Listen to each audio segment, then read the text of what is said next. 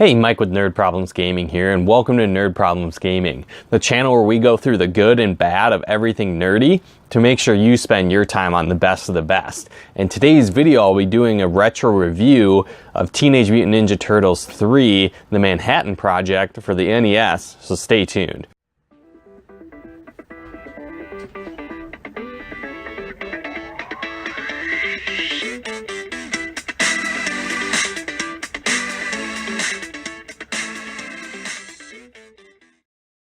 So this style game is really more of like a side-scrolling beat-em-up kind of game. If you haven't played that genre before, there's a lot of arcade-style games out there like this. Really the first one I played was Teenage Mutant Ninja Turtles 2, the arcade game, but there's a lot of different ones out there. There's X-Men, the arcade game, The Simpsons, the Turtles games. I think like Golden Axe is another one that I remember. So there's a lot of different games out there kind of in this genre of side-scrolling, beat-em-up, arcade-type game. But this is one of my favorites. If you haven't played the Turtles genre, it's pretty fun. You know, you can pick whatever turtle you want to be. Leonardo, Donatello, Michelangelo, Raphael, whoever you like. I usually go with Donatello. He's my favorite because he uses a bow staff and he's kind of a nerd. So pretty similar to me, so I like it, which is fun. But, you know, again, what's really cool about this game is that they took a lot of the stuff from the Turtles 2 arcade game, but in my opinion, they just made it even better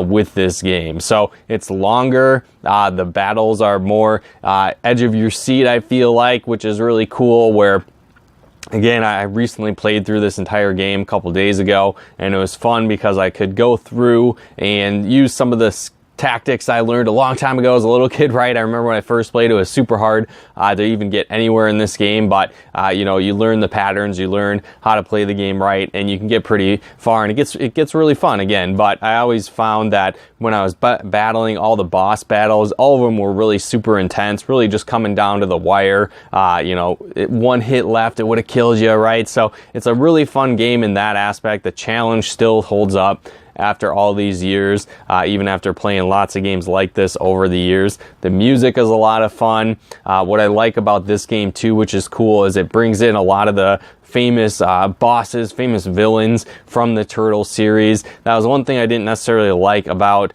Turtles 2, the arcade game, because in my opinion, one of my favorite Turtles movies was Turtles 2, but for whatever reason, Turtles 2, the arcade game, like I said, it came out before Turtles 2, the movie, so it didn't have like Tokka and Razor and, you know, Super Shredder, which all this game has all those villains on it. One thing I find is kind of funny is this Triceratops villain guy that's on the front cover, not even in the game, so that's a little weird, but I find that kind of funny. But what's cool is, again, this game goes through all the classic areas of the Turtles, you know, the sewer, downtown Manhattan, you're going through the Technodrome, Krang spaceship, so it's got all the cool areas that you know of and like in the Turtles series. But like I said, it's an intense challenge, the music is fun.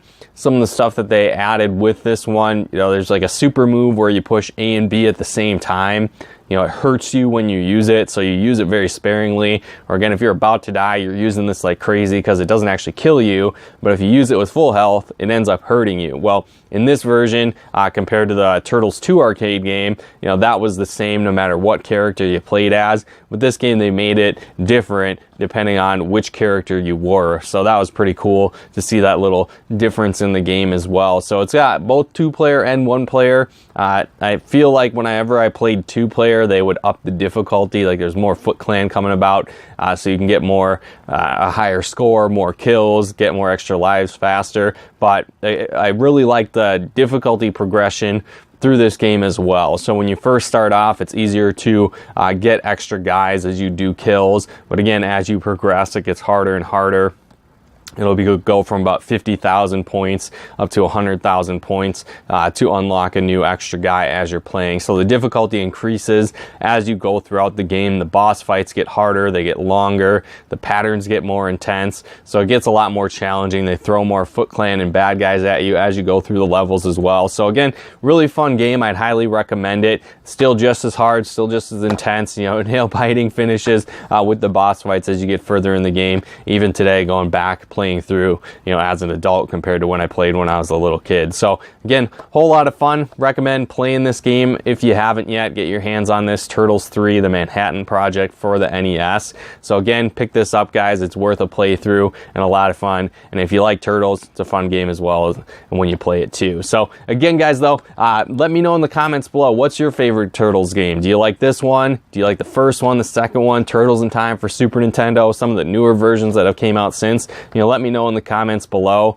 what was your favorite boss fight in this game? I think I'm gonna have to go with Super Shredder, probably my favorite out of the game. The most intense, that's for sure, when you play that as well. So let me know in the comments below what your thoughts are on that. But again, if you haven't done so yet, feel free to comment, share, like, and subscribe to our channel if you haven't. And if you'd like to see more of these videos faster, get early access to our videos and some different perks as well, be sure to check out becoming a patron of ours over on patreon.com/Nerd Problems Gaming. So like I said, you'll get early access, some different other bonus perks as well, depending on what level you become a patron at. But you can check that out again over at patreon.com/Nerd Problems Gaming.